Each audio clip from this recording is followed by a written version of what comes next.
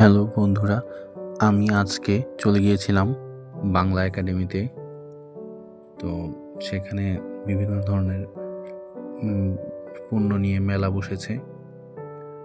হস্তশিল্প, কারুশিল্প, বিসিক শিল্পনগরী ও বাংলাদেশ বাংলা একাডেমি থেকে যৌথ উদ্যোগে মেলা বসেছে। মেলায় পাটের তৈরি হাতের বিভিন্ন জিনিস এসেছে, ব্যাগ, চাবির রিং, বিভিন্ন ঘর সাজানোর জিনিস, শতরঞ্জি ব্যাগ সহ মেয়েদের অনেক সুন্দর সুন্দর জিনিস, হাতের চুড়ি, ছোট পার্স ব্যাগ, এগুলো বিক্রি হচ্ছিল।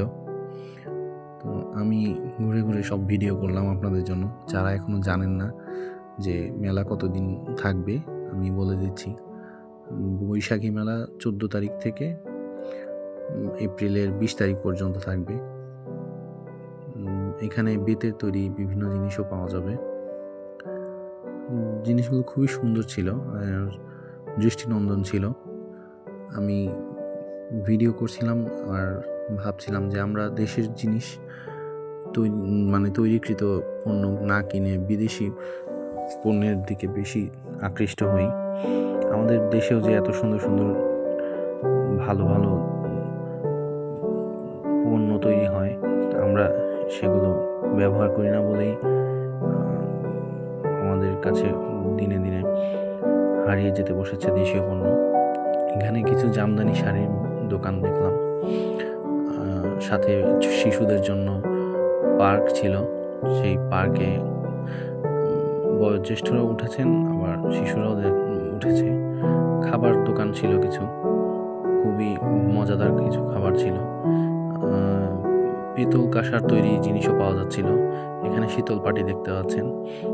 শীতল পাটি খুবই ঐতিহ্যপূর্ণ পাটি বাংলাদেশের জন্য। শতরঞ্জি দিয়ে সাজানো ছিল কিছু দোকান।